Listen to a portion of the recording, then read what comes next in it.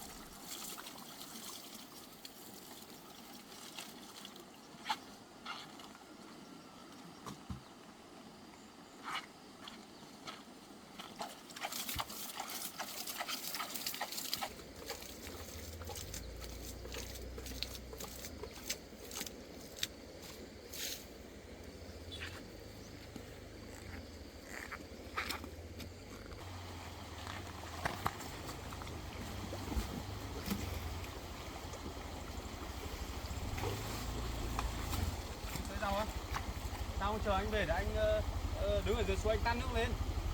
Em sát cho chậm mệt lắm à. Để anh đi cất đồ xong anh hộ em tưới cho. Tát từ dưới suối lên.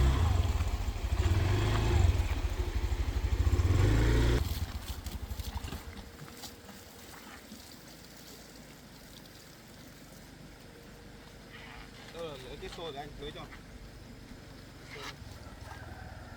Anh chỉ đứng dưới suối anh chỉ tát nước lên là đỡ được bao nhiêu rồi. Em sát nước nó hơi lâu, nó mệt nữa.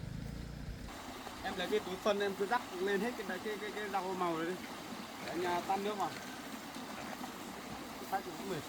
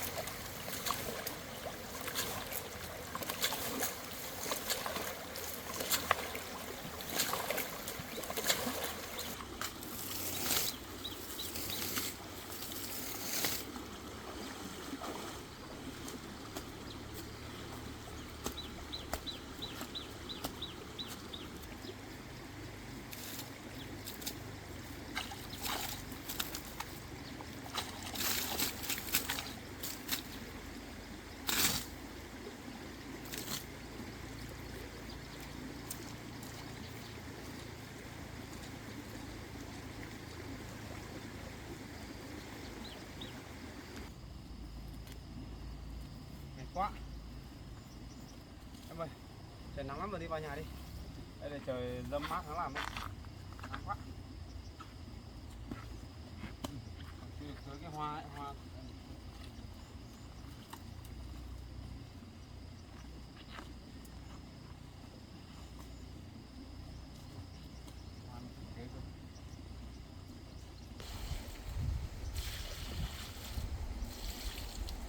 nắng nóng khô quá,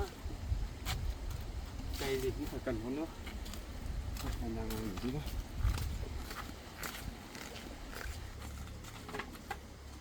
Anh vừa đi mua được một ít sơn đi, sơn vào cái chỗ làm bếp này cơ, chống mọt đấy. Không như chưa là mọt bụi lắm.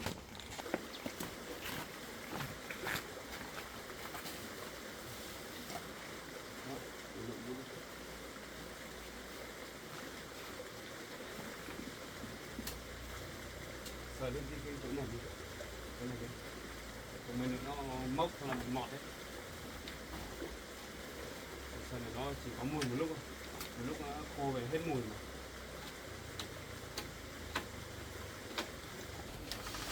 Đánh ngủ đó, chưa dậy. Tự nhiên thì nhớ bà cụ quá nhỉ. Bà cụ đi về lâu thế. Bà trông cháu vui nhà vui cửa.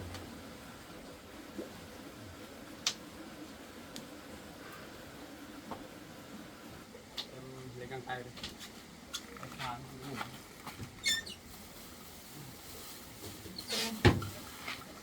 Cái lọ này.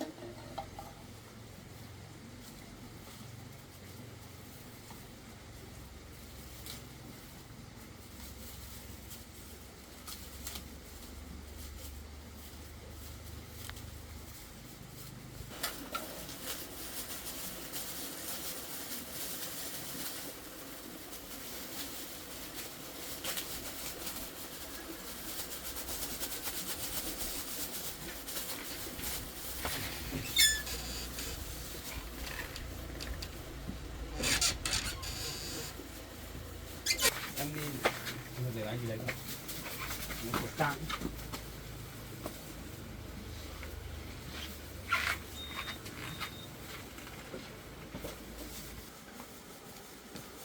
Khẩu trang này.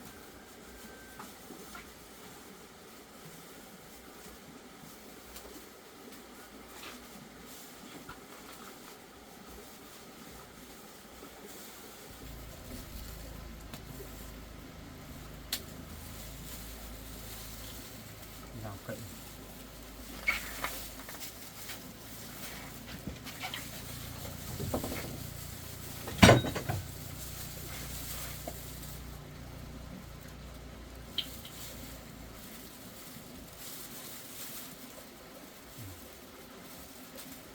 Cái nhẹ.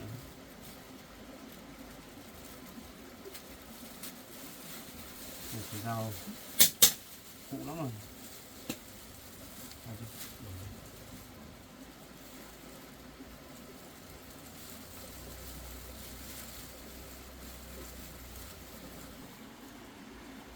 Nhiều quá nó nặng rồi đấy.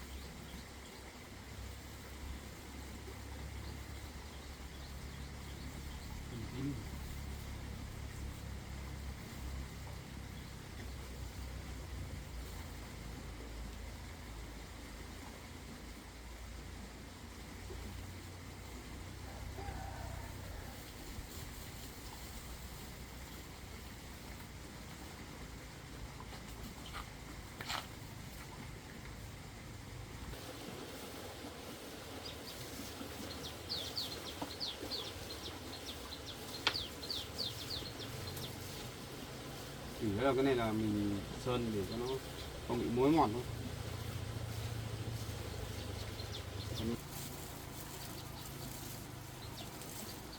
Cái này là mọt là không dám đến gần hết nhỉ. Đấy rồi. Trước cái phên đấy mình cũng biết thế, mình cũng sơn này. Mọt nó không vào.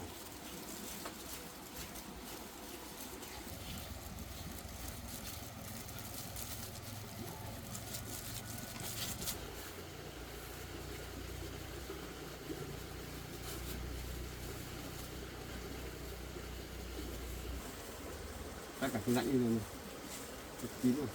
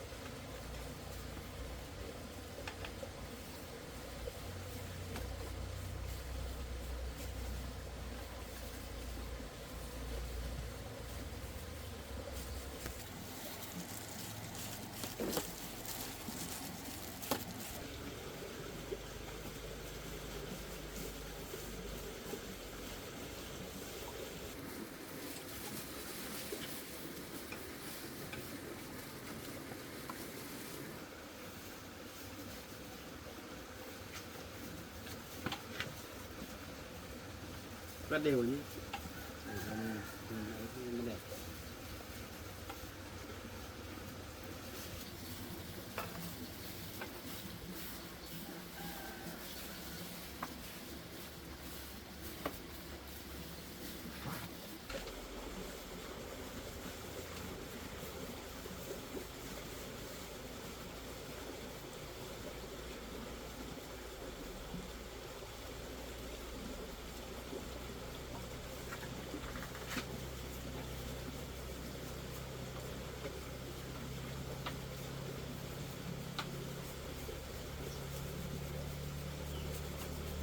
Em sang bên kia sân bên kia.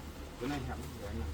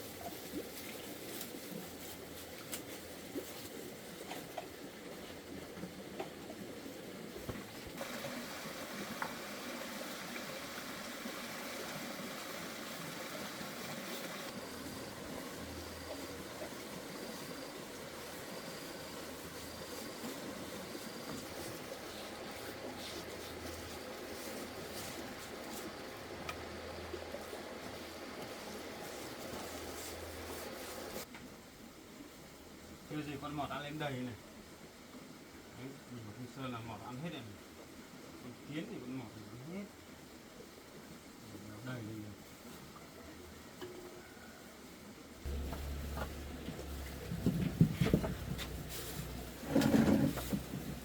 Chân này mới quan trọng. Nó gần đất đấy, nhiều.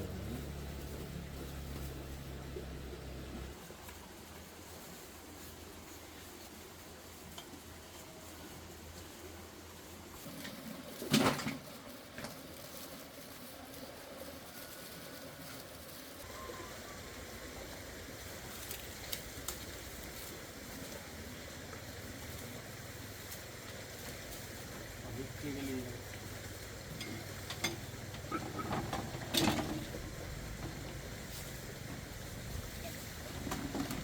Nữa, không.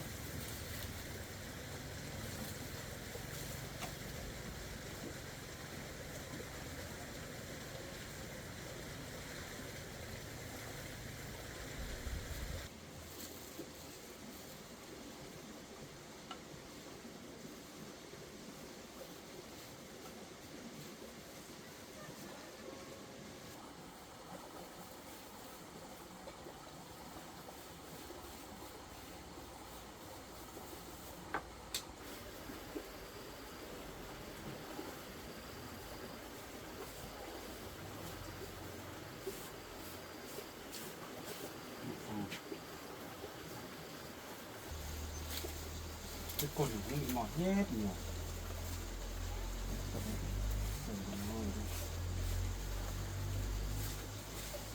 Như con mọt đi vậy.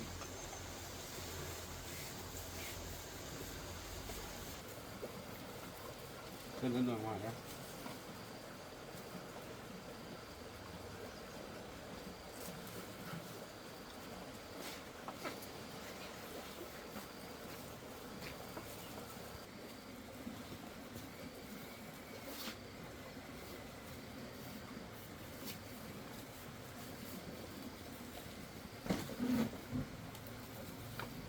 Hơn thì nó rồi mà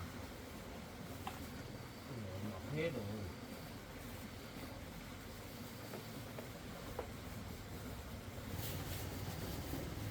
Cái này mà sơn từ lúc mình vừa làm thôi nhỉ, để mỏ nó đục hết.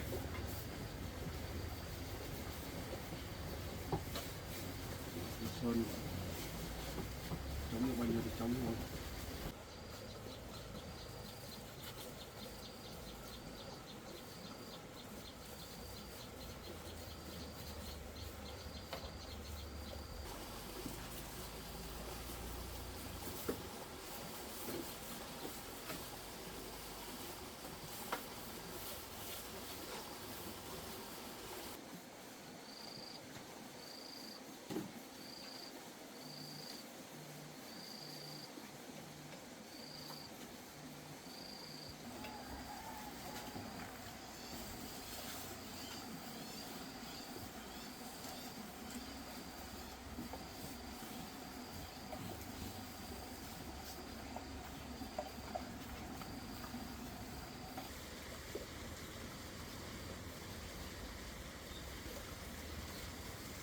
Rồi em ạ.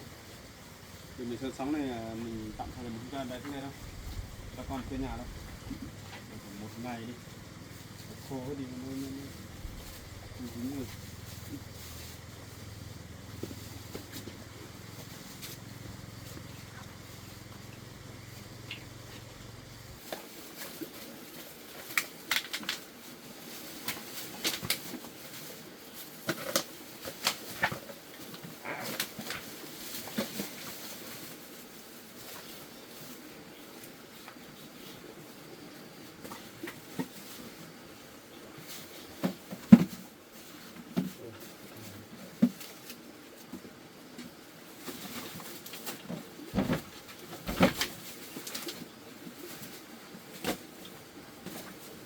Em ơi, ra suối rửa tay đi.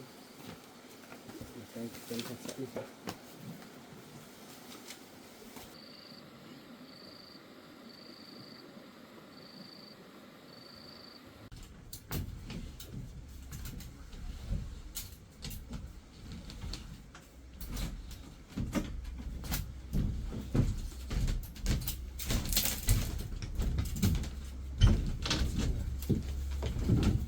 Đấy, dọn dẹp cái chỗ này. Chỗ này là nhiều rồi.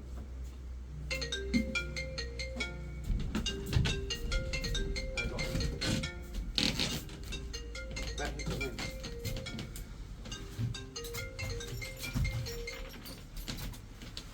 Alo. Em nghe anh. Hôm nọ em lên làm cái thủ tục ấy, hiện tại là đang còn thiếu một cái giấy xác nhận của gia đình nữa em ạ. Bây giờ em phải làm một cái giấy để cho cha ruột của đứa bé ký xác nhận vào đấy để bọn anh ký vào số của anh còn làm cái giấy chứng nhận cho con em nhé. Thế là bây giờ là em phải viết một cái đơn xong là đưa lên để cho cha của đứa bé kia ký đúng không?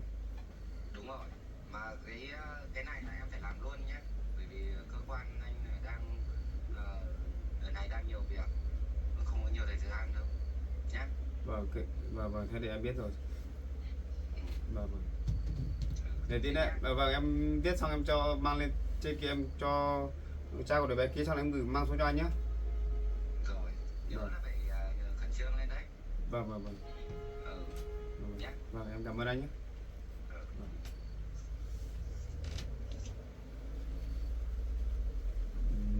Bây giờ là cái giấy tờ anh cho anh đi làm ở bên ủy ban ấy, bây giờ anh ấy gọi bảo là phải viết một cái đơn có chữ ký của cái bố của đứa bé này thì mình mới làm được cái giấy chứng nhận quyền nuôi con ấy để bên ủy ban mới trao cái giấy cho anh thì mình mới được chính thức mới được nuôi con ấy. Bây giờ là viết cái đơn đấy lên không biết là cha của đứa bé nó ký không biết là có ký không, để làm thế nào thì làm vẫn cứ phải có sự đồng ý của cha của đứa bé kia thì mới làm được cái giấy chứng nhận này. Thôi em cứ lau sàn đi, anh đi viết cái đơn này nhé. Các bạn lên xem mà tin nó có ký bình thường nói chuyện với team xem thế nào để cố gắng cho team nó ký, team không ký được. Quay người ta đi lên đấy được.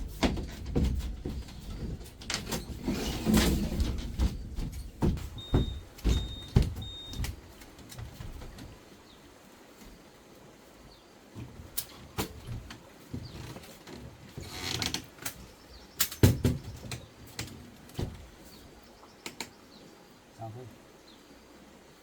Em lo sợ đi một cái kia. Sao đâu, anh có cách. Anh cứ viết đơn xong anh lên anh gặp anh nói chuyện này.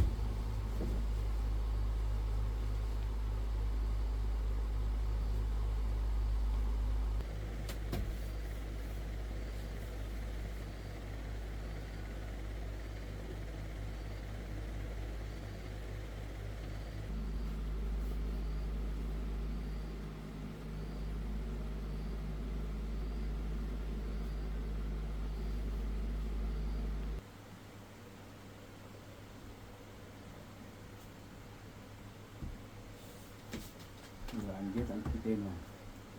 Quan trọng nhất là cái chỗ này này, anh sẽ cầm giấy bút lên cho team nó ký.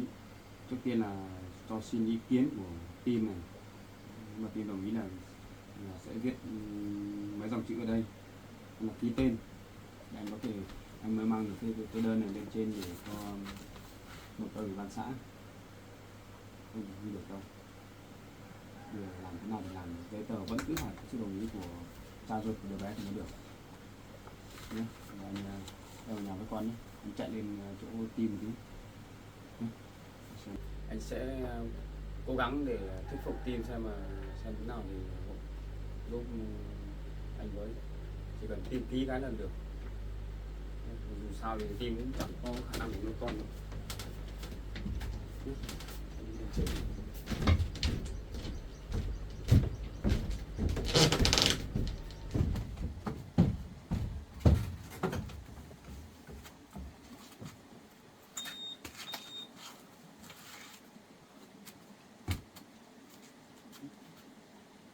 Rồi lấy cái mũ lên, không cần áo dài nên nóng quá.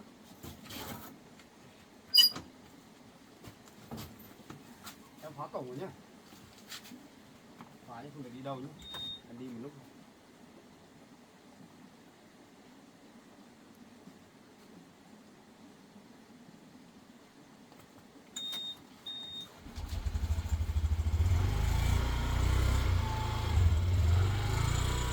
Khóa cổng nhé.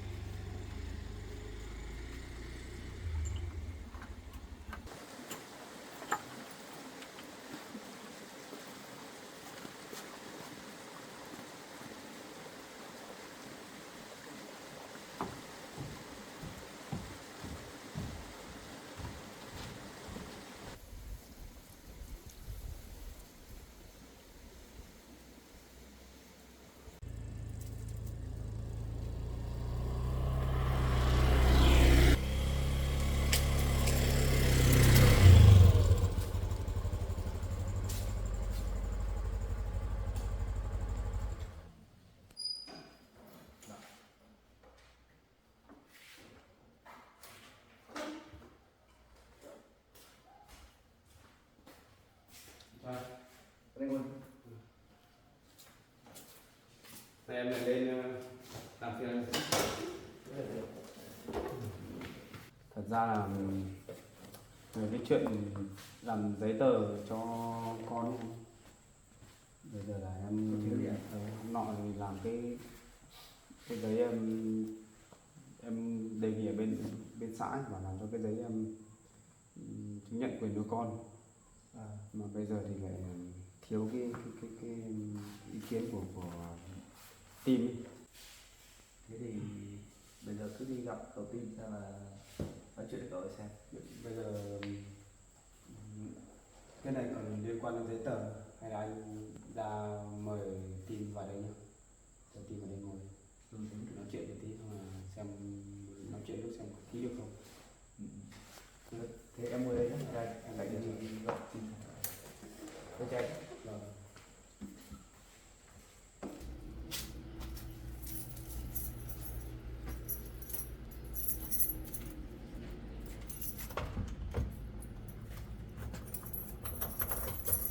Minh ơi, ra ngoài đi.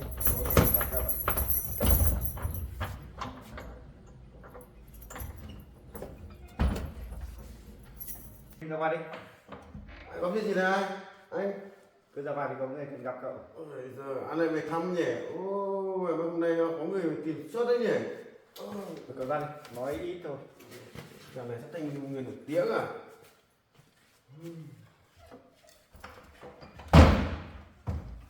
Đi, cậu đi theo tôi. Đi qua đây.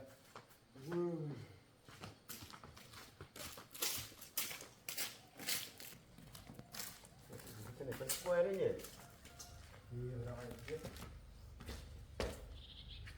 Ta là thế này, tôi thì cũng đang vướng mắc một số cái giấy tờ để làm cho con đi, nên là muốn nhờ anh là ký vào cái giấy này. Hôm qua anh vừa lên khoe vào về làm được giấy đăng ký kết hôn rồi ký sinh rồi cho con rồi mà hôm nay lại mang cái giấy tờ thế này. Không, cái giấy này là anh ký vào đây, xong là giấy này là để lấy cái quyền lợi cho con của anh thôi, chứ không, Dạ chưa? không có gì cả. Cái gì giấy thỏa thuận nuôi con ấy. Anh làm cái giấy này cho tôi ký xong là anh ấy lấy quyền nuôi con gì. Thôi Làm thôi ơn là không giúp có đi. ký đâu. Tôi tốt nhất anh về đi. Chỉ là một chữ ký thôi mà. Không có đâu, bây giờ không có chữ ký của tôi là anh ấy làm tôi được sẽ cây sinh cho con gì. Ôi giời ơi, về tôi ký vào là cái là về tôi mất hết à. Tôi không ngu đâu, thôi về đi, anh đi về đi. Thôi anh Hằng ơi, tốt nhất là tôi không gặp ai hết đâu, tôi đưa về đi. Có thời gian quá đi. Ở trong tù như kiểu người nổi tiếng này, người nào cũng về tham Thôi mấy anh ký đi, thôi anh không mà có không đâu, ký mấy nữa con anh không có quyền lợi gì đâu. không có đâu. Thôi thì cậu ký đi, ký rồi là làm giấy tờ để cho con cái đi học chứ. Cho cậu ở trong này thì sao con Sau cái này đi học anh được. được do anh không phải nuôi con nữa. Không có đâu. Ít ra thì anh cũng hiện tại anh đang không có nhà cửa thì anh sao mà nuôi được con của anh, thì cứ để tôi nuôi cũng được mà, sao đâu. Thôi. Lúc đấy cậu ra tù thì cậu nhớ Lúc cái tôi tham ký vào đây cá so về Đây. đây anh lại trở mặt với tôi thì thôi, không Thì có ai như thế đâu. sau thôi. này anh được về rồi thì anh vẫn được quyền về thăm con đâu mà, nó sao Có đâu. cái tờ giấy là Con của tôi để cho người khác nuôi đâu, không có đâu. Anh mới ký vào cái tờ giấy này, tôi tốt nhất là anh đừng có năn nỉ gì hết. Thế tôi nghỉ đi. ký vào cái giấy này cho tôi, xong là Có đâu. cậu mà ký vào tờ giấy này ấy, không khác gì cậu đang yêu thương con của cậu ấy. Thôi, có đi tôi ký đâu tôi đi về chỗ tôi, về phòng của tôi đây. Thôi anh Hằng ơi, từ mai có khách có đưa cái gì ai mà về Việt thăm tôi. Phiền. Thôi, không có đâu tôi. Đây vậy, Thôi. cậu xem xét lại đi. Không ngu đâu, ký vào tờ giấy đâu. Ký xong rồi tôi hết à. Tôi chả còn trắng tay luôn à. Cậu đúng là không biết suy nghĩ thế nào, vì quyền lợi cho con mình thôi mà cũng chịu ký cơ.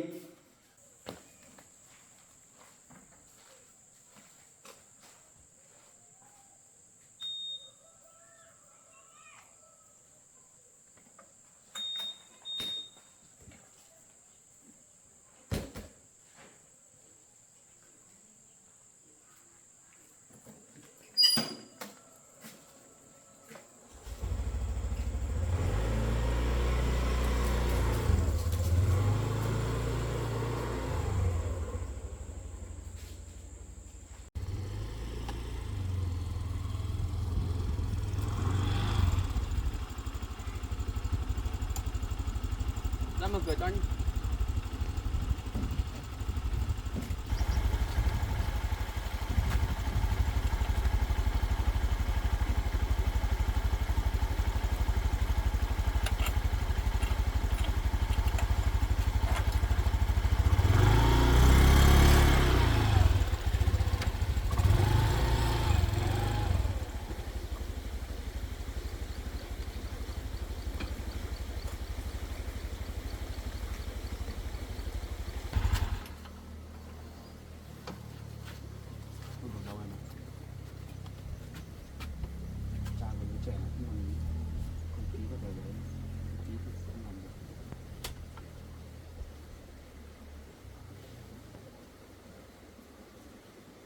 Ký thì anh không làm được cái giấy đâu.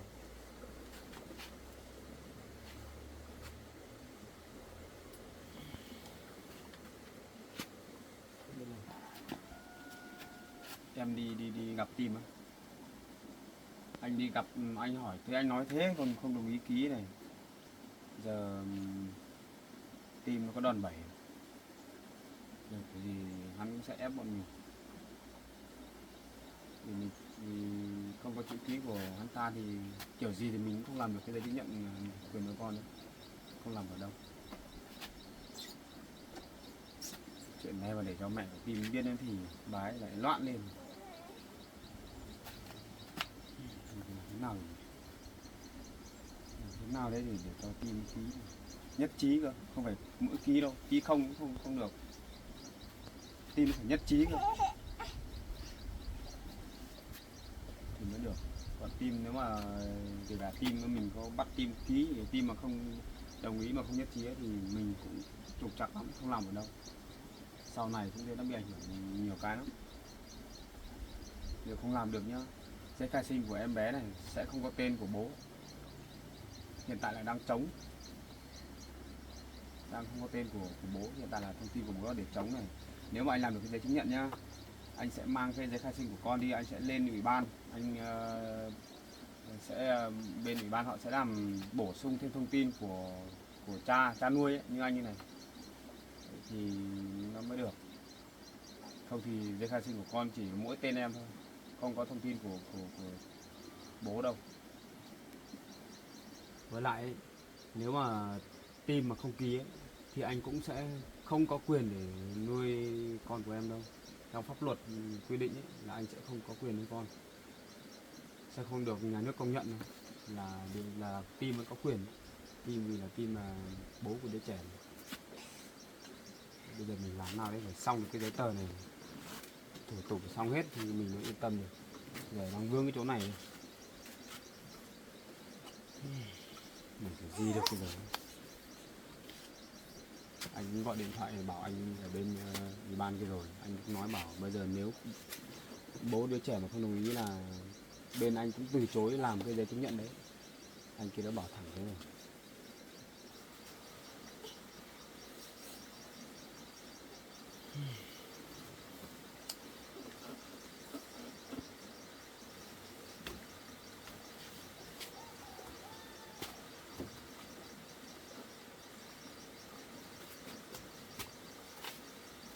Em định lên trên đấy á, liệu có được không nhỉ? Thôi bây giờ muộn rồi, cứ nghỉ ngơi, nấu cơm ăn xong hết đã. Không có gì thì chiều anh đưa em lên gặp team xem nói chuyện như thế nào. Bây giờ em đi cháy hết dài, không lên nhà nghỉ ngơi đấy.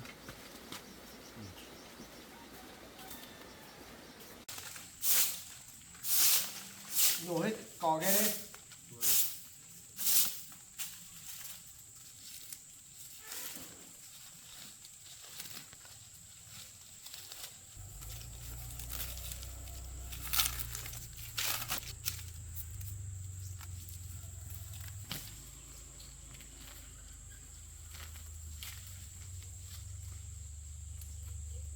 Thôi được rồi, quét đi. Đây cho mày được thôi rồi, quét đi.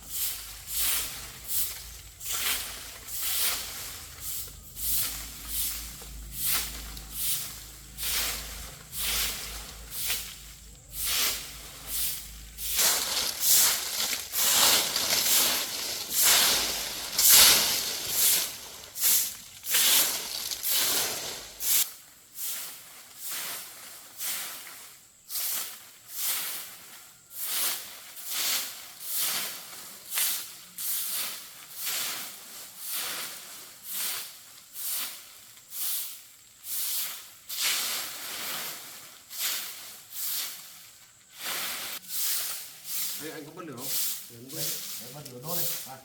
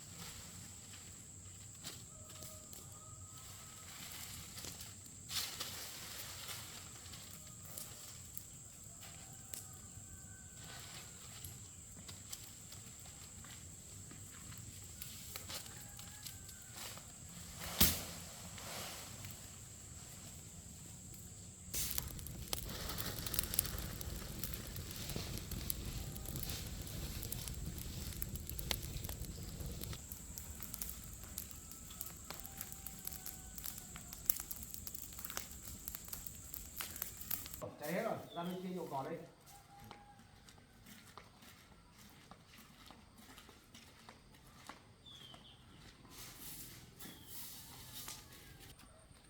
Đi đâu ấy em? Vào thăm em hả? Đấy, vào đây. Em bé cũng đi à? Bé cũng đi thăm chú à? Đấy, vào đây. Đây nhà gặp này. Hôm qua cái cậu kia đến hôm nay đến lượt này, em đến à? Cái chuyện hôm qua cái gì? Đừng có đấy mà mơ anh đây mà không ký đâu. Nghe cái thằng kia rủ rỗ cho về đây rủ rỗ anh ký tờ giấy kìa. Anh ký đâu? Anh chị ký gì đấy? Có gì đâu anh ạ. Còn anh lớn này rồi. Anh bé xem nào. Đừng có đụng vào đây. Không anh không ký đâu. À, bố bé hả? Lên đây bảo anh ký rồi mà con cho anh bế. Còn lâu anh mới ký cho nhá. Thấy độ à? À, là bố bé hả? Ừ. Anh chị ký tá cái gì đấy? Có làm cái gì đấy? Thế ký cái gì đây em?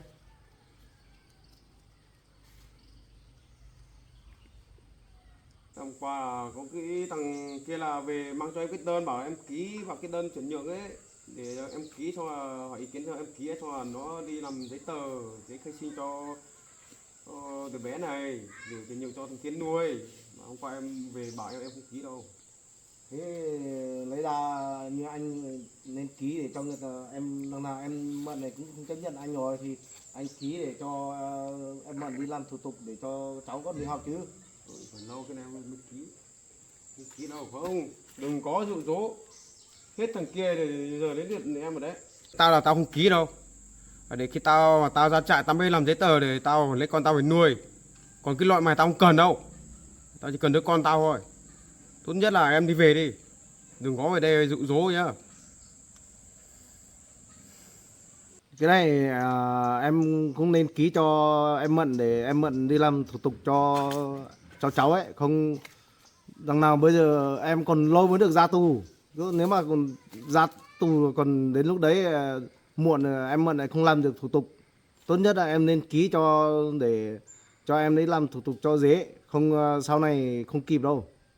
Còn bây giờ em còn ngồi tù còn lâu nữa.